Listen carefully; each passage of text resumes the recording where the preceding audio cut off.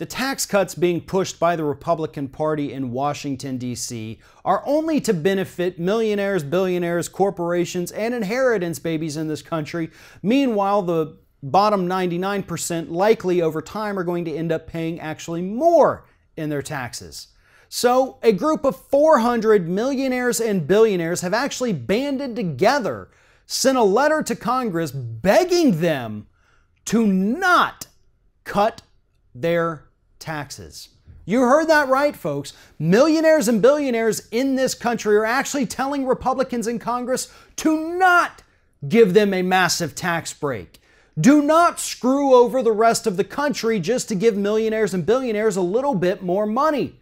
Now, let's be honest here. These 400 millionaires and billionaires are not going to have any sway whatsoever with the Republicans, because Republicans have admitted, several of them on many different occasions in the last week or two, have said that they're doing this because if they don't, their donors are going to stop giving them money. And you can bet that the Koch brothers, Sheldon Adelson, the Mercers, they weren't part of that group begging Republicans to not give them a tax cut. And so that's all these Republicans care about. They want to make sure that that next campaign check is on its way. And the only way to do that, according to them, is to give these idiots more money back in federal tax breaks while screwing over the middle class and the underclass here in the United States. I do applaud these millionaires and billionaires for having the courage and enough sense and basically a lack of the general greed that seems to capture that class of American citizens and asking Republicans to not cut their taxes. But unfortunately, I do think for the most part it's a publicity stunt. It's not something that's actually going to have any effect whatsoever on what the Republicans in Washington, D.C. do. It's a way for them to say, look at me, I'm not super greedy like some of these other jerks.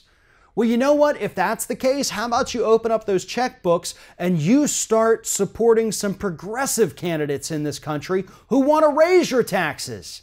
How about you start giving more back?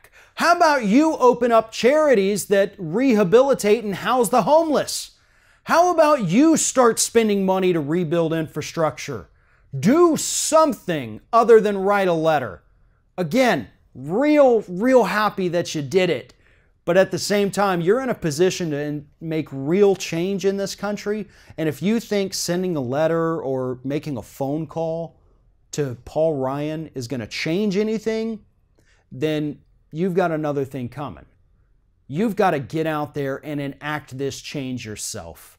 Don't rely on those Republicans because they're relying on money from people who want more tax breaks. If you want something to happen, go out there, start writing checks to the candidates that actually want to change the system, that actually want to give tax cuts to the bottom 1%, to the middle class, and raise taxes on the wealthy to pay for it. That's what you would be doing if you truly didn't want to get your own taxes cut in order to help the rest of this country. Thanks for watching, and if you like what you see here on Ring of Fire, we encourage you to subscribe to our channel.